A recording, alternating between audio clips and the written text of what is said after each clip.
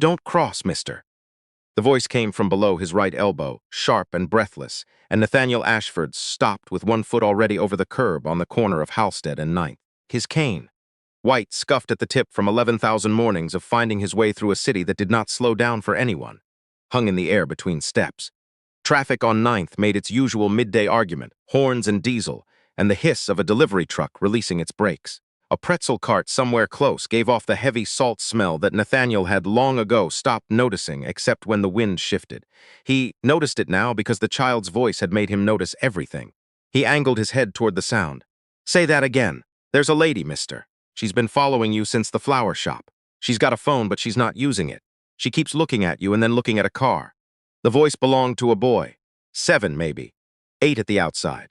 There was a roughness in it, the kind that came from nights spent breathing air that was too cold and too close to the ground. Nathaniel could smell him, unwashed cotton, the chemical sweetness of a gas station bathroom's hand soap, and under all of it, the honest animal warmth of a child who had been running. How far behind me? Nathaniel asked. His voice was level. He had spent 23 years blind and 30 years before that in courtrooms. Neither life rewarded a man who let his voice rise. Across the street, she stopped when you stopped. She's pretending to look in a store window, but there's nothing in the window, mister. It's the one that closed down. The paper is still on the glass. Nathaniel processed this, a woman watching him, who chose to stop at an empty storefront rather than walk past him. That was not a pickpocket. Pickpockets did not wait. They did not coordinate with vehicles. What kind of car? Dark blue. 4 doors. The engine is still on. I can see the exhaust. There's a man in the driver's seat. He moved the mirror when you came around the corner. He moved it to watch you. The boy spoke in the flat, detailed way of someone who had learned to observe the world not out of curiosity but out of necessity, the way animals in open country learn to watch the tree line.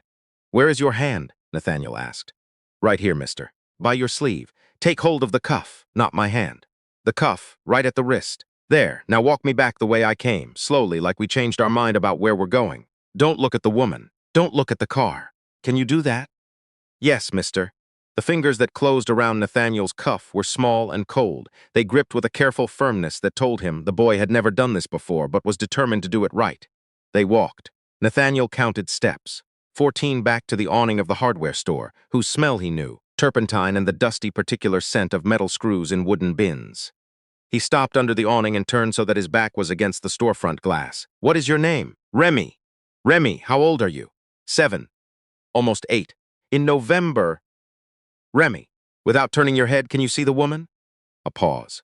The boy was doing the thing children do when they slide their eyes sideways while keeping their face perfectly still, a skill that Nathaniel knew was learned in places where being caught looking carried consequences. She crossed the street. She's on this side now. She's walking slow. She's on the phone now, for real this time.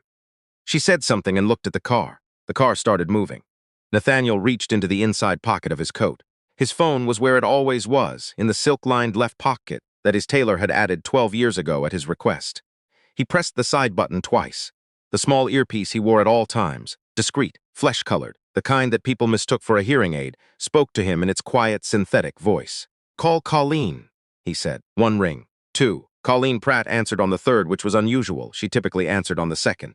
This meant she was in a meeting, which meant she had looked at the caller ID and decided the meeting could wait, which meant she already knew something was wrong. Because Nathaniel Ashford did not call during business hours, unless something was. Nathaniel. Colleen, I'm on Halsted near 9th, under the hardware store awning. I have a child with me, a boy. He has informed me that a woman has been following me for at least 2 blocks and is coordinating with a vehicle. Dark blue, 4-door, running engine, male driver. Silence. Not long.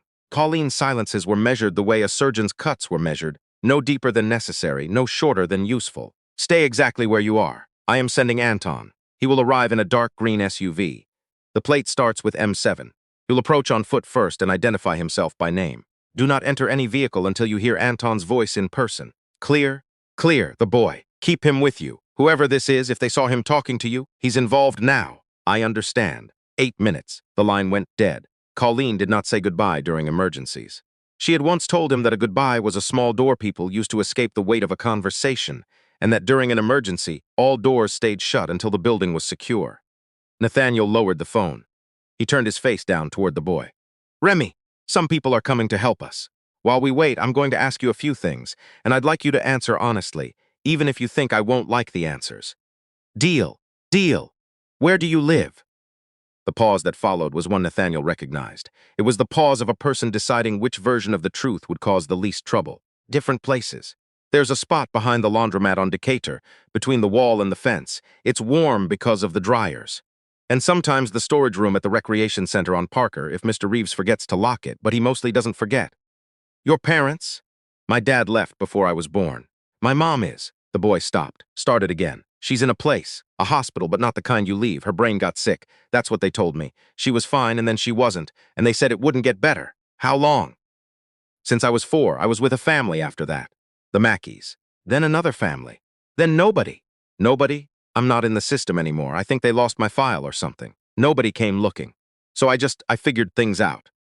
Nathaniel stood very still. The hardware store glass was cool against his shoulders. The traffic on 9th had thinned the way midday traffic does when the lunch crowd retreats indoors. Who feeds you, Remy? There's a lady at the taco place on Decatur. Maria. She gives me rice and beans if I wipe down the tables before the dinner rush. And the man at the newsstand, Mr. Kim, he gives me a banana. Not every day. Tuesdays and Fridays. He says those are the days the bananas are about to go bad anyway, so it's not charity, it's efficiency. I think he just says that, so I won't feel weird about it. Nathaniel felt something press against the base of his throat, the kind of pressure that came not from the outside but from somewhere deep in the architecture of the chest, where the things a person cannot say accumulate. Remy, how did you know to watch that woman? I didn't watch her on purpose. I watch everybody. You have to when you're small. You have to know who's paying attention to you and who's paying attention to someone else. And you have to know the difference between someone looking because they're curious and someone looking because they've decided something. She decided something, mister. I could see it. A dark green SUV eased to the curb. Nathaniel heard the door, the footsteps, measured, unhurried, a man who moved with deliberate calm. Mr. Ashford, Anton Briggs, Miss Pratt sent me. The voice was steady, a baritone with the faintest trace of something Nathaniel had never been able to place, a southern upbringing overlaid with years of living elsewhere. Anton, thank you. The boy comes with us. Pratt anticipated that. There's a booster in the back. Nathaniel turned his face downward. Remy, Anton works for Colleen. Colleen is a person I trust more than anyone alive. We're going to get into the car. If you want to leave at any point, you say the word and we stop. No arguments. No questions. Do you understand? Yes, mister. You can call me Mr. Ashford, or Nathaniel. Whichever one doesn't make you feel strange. Mr. Ashford is okay. The interior of the SUV smelled of clean leather and pine, the real kind, not the cardboard tree that hung from rearview mirrors. Nathaniel settled into the seat and heard the boy climb up beside him with the small, cautious movements of someone entering a space that was clearly not meant for people like him. You can lean back, Remy. The seat is built for it. My shoes are dirty. The seat has survived worse than your shoes. Lean back. A hesitation. Then the soft surrender of a small body against leather. Anton, Nathaniel said. Do we have a destination? Ems Pratt, said the Winslow house. She said you'd know. And they drove. Nathaniel felt the boy's small shifts beside him, the way his head turned when something outside the window caught his attention, the way his feet swung slightly and then stopped, as though he'd caught himself making a noise he wasn't supposed to make. Have you been in a car before, Remy? A few times. Police car. Once, when they took me from the Mackeys. An ambulance when I had a fever and the lady at the shelter called because I was shaking and wouldn't stop. I don't remember much about the ambulance. I remember the ceiling had small holes in it. I counted them until I fell asleep. There were 43. Nathaniel turned his face toward the window. He had developed, over 23 years of blindness, the habit of facing glass during difficult moments. It gave him a surface to direct himself toward that did not require expression. How did you lose your sight, Mr. Ashford? Remy asked. You don't have to answer if it's a bad question. It's not a bad question. Most people are afraid to ask it. I was 38. I was an attorney. I was working on a case, a long one, complicated, the kind that ate the hours and then asked for more. I started getting headaches.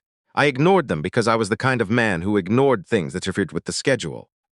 Then one morning I woke up and the left side of my vision was gone. Just gone, like someone had drawn a curtain halfway across the world. By the end of the week, the curtain had finished closing. A blood vessel in my brain had done something it was not supposed to do, and by the time they found it, the damage was complete. Does it hurt? Not anymore. It did at first. Not the blindness itself, but the learning. Learning to pour coffee without seeing the cup. Learning to shave by feel. Learning that people would speak louder to me, as though blindness had also broken my ears. Remy was quiet for a moment. People do that to me too. Not the loud thing, the slow thing. They talk to me slow because I'm a kid. Like being a kid means I don't understand fast. Nathaniel smiled. It was a real smile, the kind that arrived without being arranged. The phone buzzed. Anton answered through the car's speaker, and Colleen's voice filled the cabin. Nathaniel, the woman's name is Sophia Petrov. She's a private investigator. Licensed, technically, but the kind whose license has been reviewed twice by the state board. She was not working alone. The driver is a man named Doyle Renner. He has a record: intimidation, one assault charge that was pleaded down. They've both been picked up. Doyle was talkative. He talked within 6 minutes. What did he say? He gave us a name. I'm going to tell you the name, and I'm going to ask you to sit with it before you respond. Are you ready? Yes. Mitchell. Nathaniel did not move. He did not change his breathing. He had spent 30 years in courtrooms, learning that the face was a door and that the best attorneys never opened it when they were not ready. Mitchell Ashford, his younger brother's son, the boy he had taken in after his brother Richard's death. A heart attack at 51, sudden, stupid, the kind of death that felt like a clerical error. Nathaniel had paid for Mitchell's education, had brought him into the firm at 27, had made him 2 years ago the secondary trustee of the Ashford estate, a position that gave him oversight of assets that would, in the event of Nathaniel's death, transfer to a foundation Mitchell controlled. How certain? Nathaniel asked. Doles described 3 meetings, dates, locations, duration. We've already pulled surveillance footage from 2 of the 3. Mitchell is on both. He's on the second one for over an hour. He paid in cash. He did not eat. Colleen. I know, Nathaniel. How long have you known? I have suspected for 5 weeks. I did not tell you because I was not certain, and because telling you without certainty would have done harm I could not undo. I made that decision alone. I will apologize for that once. I am sorry. Accepted Mitchell has not been taken into custody yet. The federal team has asked for 48 hours to identify whether anyone else is part of this. A nephew with a trust document and a grudge does not typically organize surveillance on his own. There is likely someone else. What grudge? Nathaniel said, though he already knew. He thought about Mitchell at 16, quiet and thin, standing in the rain at Richard's funeral, holding an umbrella that was too big for him. He thought about Mitchell at 25, interviewing at the firm, wearing a suit that was slightly too new and a smile that was slightly too careful. He thought about Mitchell 6 months ago, sitting across from him at dinner, asking in a voice that Nathaniel had heard but had not at the time listened to. Uncle Nate, have you given any thought to what happens to all of this when you're not here? He has been waiting, Nathaniel said, for me to die, and I have not been cooperating. Colleen did not argue with this. I'll have him by tomorrow evening. In the meantime, stay at the Winslow house. Mrs. Tierney has been notified she's ready. The line went quiet. Beside him very softly, Remy said, Mr. Ashford, are you okay? I am, Remy. Thank you. He was not okay. But he had decades of practice at sounding like he was, and right now the practice was the only thing keeping the center of his chest from caving in. The Winslow house was a narrow brownstone on a tree-lined street, in a part of the city that had been unfashionable when Nathaniel bought it 16 years ago, and remained by his preference unfashionable still. He had bought it because the previous owner, a retired schoolteacher whose pension fund had been mismanaged by people who should have known better, had been about to lose it. Nathaniel had paid her what the house was worth instead of what the bank had offered her. And the woman had wept at his kitchen table, and he had told her that no one should weep over being treated fairly, and she had told him that in her experience, fair treatment was exactly the kind of thing worth weeping over. Mrs. Tierney opened the door before they reached the steps. Nathaniel knew her by the smell of lavender soap and the particular way she breathed, slightly heavier on the exhale, a small wheeze she had carried for years and refused to see a doctor about. Mr. Ashford, and who is this young man? This is Remy. He's my guest. He'll be staying with us. Well, of course he will. Hello, Remy. Are you hungry? A pause, then very quietly. Yes, ma'am. Kind of. Kind of is enough to start with. Come inside, both of you. The hallway smelled of lemon polish and something baking. Bread, Nathaniel thought, or perhaps biscuits. Mrs. Tierney had the Irish gift of making a house smell like it was glad you'd come home. Colleen was in the front room. He knew before he entered, because Colleen had a way of occupying a space without disturbing it, the way a stone sits in a stream. The water moves around it, but the stone does not move. Theo. She started, then corrected herself. She sometimes called him that. He didn't mind. Nathaniel. Mrs. Tierney is going to take Remy to the kitchen. You and I need to talk. Remy, Nathaniel said, Mrs. Tierney makes very good soup. I've been told she puts things in it that you wouldn't expect, and all of them are good. Cheese? Remy asked. Nathaniel paused. Remy, I believe Mrs. Tierney considers cheese a fundamental human right. You'll be fine. The boy followed Mrs. Tierney down the hall. Nathaniel heard his small footsteps, then the kitchen door, then the domestic music of a kettle being lifted, a chair being pulled out, a plate touching a table. Colleen waited until the sounds had settled, then sat. Nathaniel found his chair by the faint creak it made under any weight and sat across from her. Mitchell's mother, he said. Doris, she's still alive. She's in Bridgeport. She's 68. She has no one else. I know. I don't want her to find out from a news alert on her phone. She won't. I'll go myself. Tomorrow morning. I'll tell her in her own kitchen, with a cup of something warm in her hands and a neighbor who can stay if she needs company. Thank you, Colleen. There's one more thing. The boy. The boy. What do you intend? Nathaniel listened to the clock on the mantel. It was a brass carriage clock, Mrs. Tierney kept wound out of a sense of duty that extended to all mechanical things in her care. It ticked with the patience of an object that had been measuring time longer than anyone in the room had been using it. I intend to ask him if he'd like to stay, Nathaniel said. Not as a guest. As something with a longer name. You're 61. I'm aware you have no children, no wife. And as of tomorrow, no nephew in any functional sense. Also aware. And you want to take in a 7-year-old boy you met 2 hours ago on a street corner. He saw a woman adjust a rear-view mirror she wasn't sitting near and understood what it meant, Colleen. He's 7. He has been feeding himself with table wiping and Tuesday bananas. He read a stranger's body language well enough to save that stranger's life. I have $400 million, and no one alive who would do anything sensible with it. Yes, I want him to stay. Colleen was quiet. When she spoke, her voice was, by Colleen's standards, almost warm. Then ask him, but ask slowly. Small footsteps in the hallway. Mrs. Tierney's voice, Mr. Ashford, the young man has had 2 bowls of potato soup, a grilled cheese sandwich, a glass of milk, and an apple. He asked very politely if there was a second apple. I gave him 3. He ate 1 and put the other 2 in his pockets. I believe he is saving them. Of course he is, Nathaniel thought. A boy who had learned to count bananas by the day of the week would not trust a kitchen to still be there in the morning. Remy, Mrs. Tierney continued, would like to say good night if that's all right. Send him in. The boy entered the room in pajamas that Mrs. Tierney had sourced from somewhere, a drawer, a closet, the same mysterious domestic alchemy that kept the house stocked with things no one remembered buying. Nathaniel could not see them, but he heard the soft drag of flannel hems against the floor, slightly too long. Good night, Mr. Ashford. Good night, Remy. How was the soup? It was the best soup I've ever had. She put cheese on it, and little bread things that were crunchy. Croutons. Is that what they're called? They're very good. I didn't know you could put bread on soup. I didn't know you could put cheese on soup either until tonight. Soup has a lot of options I didn't know about. Nathaniel laughed. It was a sound that surprised him because it came from a place in his chest that had not been visited in some time. Remy, can I ask you something? Yes, sir. You said your mother is in a hospital. Do you know which one? The boy was quiet. I used to know. The Mackeys took me once. It was far. There were trees outside and a parking lot with a gate. Her room had a window, but she wasn't looking out of it. She was looking at the wall. I don't remember the name. I was 5. Would you like to find her? I can't promise anything about what we'll find, but I can promise that I will look. A long silence. Then, in a voice so small, it barely displaced the air.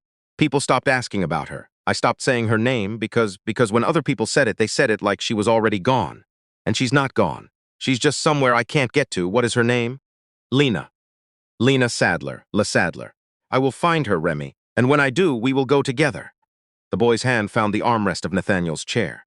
The fingers rested there for a moment, uncertain, then moved to the back of Nathaniel's wrist. Nathaniel did not move. He turned his palm upward. Slowly, the way a person opens a door they want someone else to choose to walk through. The small hand settled into his. They stayed that way for a while. Nathaniel woke at 5:30 the next morning. The bed was unfamiliar. The air was different from his apartment, older, cooler, scented with the particular stillness of rooms that were kept clean but rarely used. He lay still and listened. Downstairs, Mrs. Tierney was already in the kitchen. He could hear the small ceremonies of her morning, the faucet, the kettle, the soft thud of a cabinet door.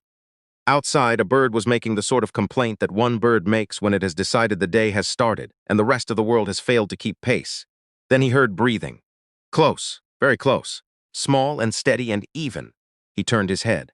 Remy was on the floor beside the bed, curled into the narrow space between the bed frame and the wall, wrapped in a blanket he had pulled from his own room down the hall. His backpack was beside him. One hand rested on the strap. The other was closed around something small, the shape of it pressed against the blanket. Nathaniel did not move for a long time. He understood, with the sharp clarity that arrives when a thing you have been sensing finally becomes a thing you know, that the boy had not been able to sleep alone in a room with a closed door.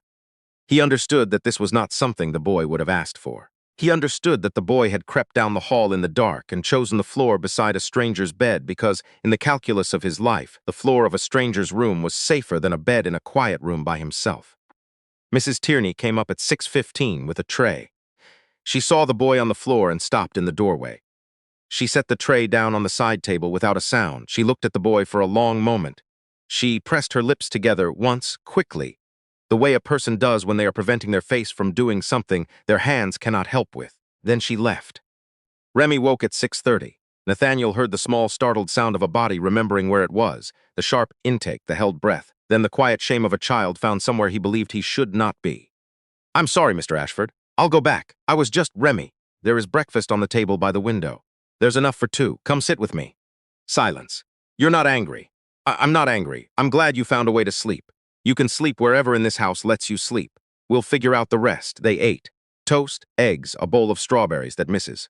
Tierney had cut into halves. Remy ate slowly, the way a child eats when he has learned that meals are events with endings and that the next one is never guaranteed. Colleen arrived at 8. She did not knock. She entered and came up the stairs and stood in the doorway. Mitchell was arrested at 4:20 this morning at his apartment. He asked for a lawyer. He didn't resist. He didn't speak. He sat on the edge of his bed and stared at the wall and said, "I knew this was coming." "Doris?" "I was with her at 5:30. She took it the way she takes most things. She put both hands on the counter, and she breathed, and then she made me tea. She asked me to tell you that she is sorry, not for herself, but for Richard, who she said would have been ashamed. She asked if you would call her when you're ready. No rush." Her words. Nathaniel nodded. "Now," Colleen said. Lena Sadler. Remy, who had been sitting at the small table with the last strawberry in his hand, went still. "She's in a residential care facility called Greenleaf in Briarwood. She's been there since the boy was 4. The facility is adequate. Not lavish, but the staff stay.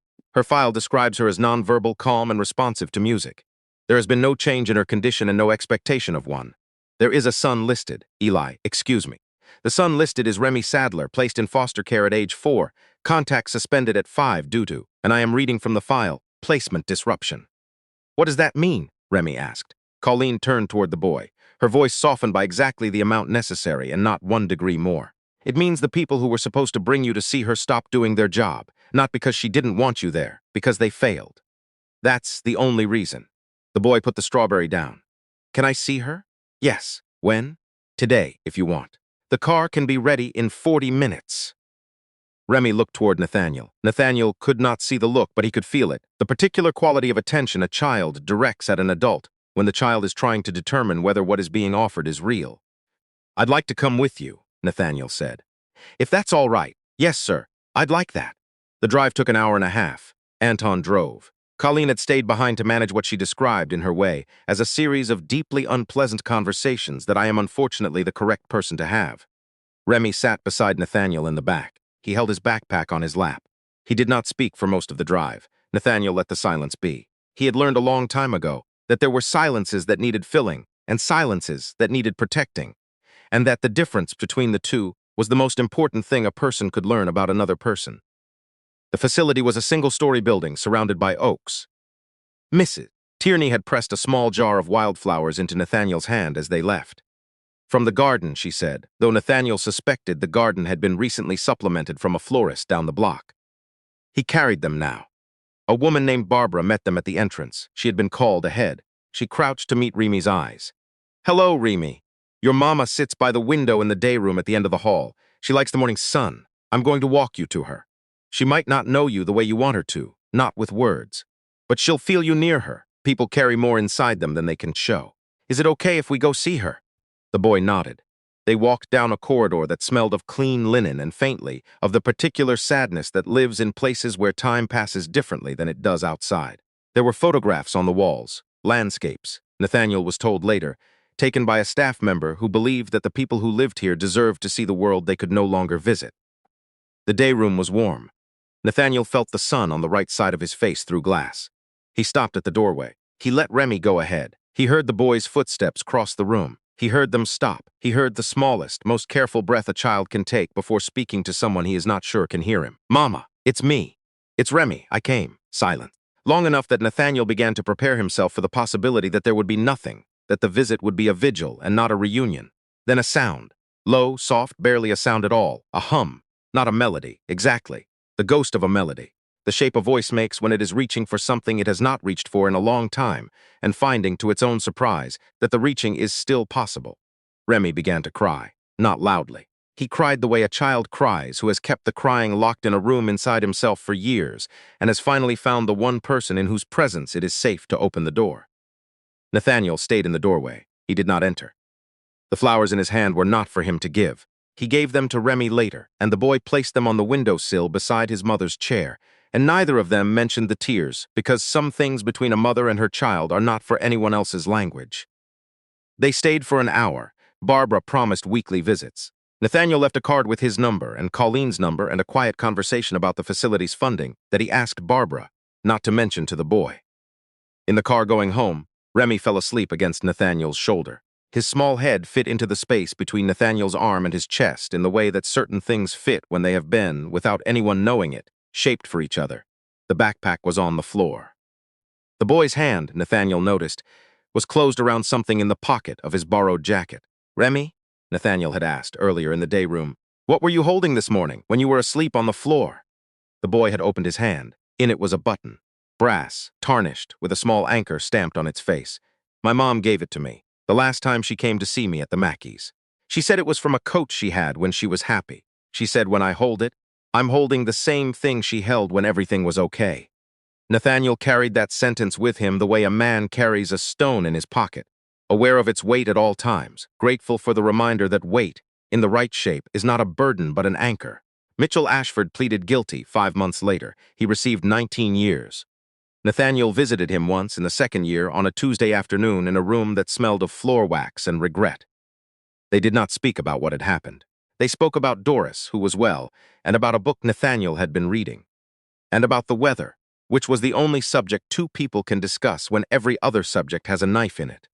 Mitchell wept at the end. Nathaniel did not. He left without saying he forgave him, because he had not, and he had decided years ago that lying about the state of his own heart was a form of cowardice he could not afford.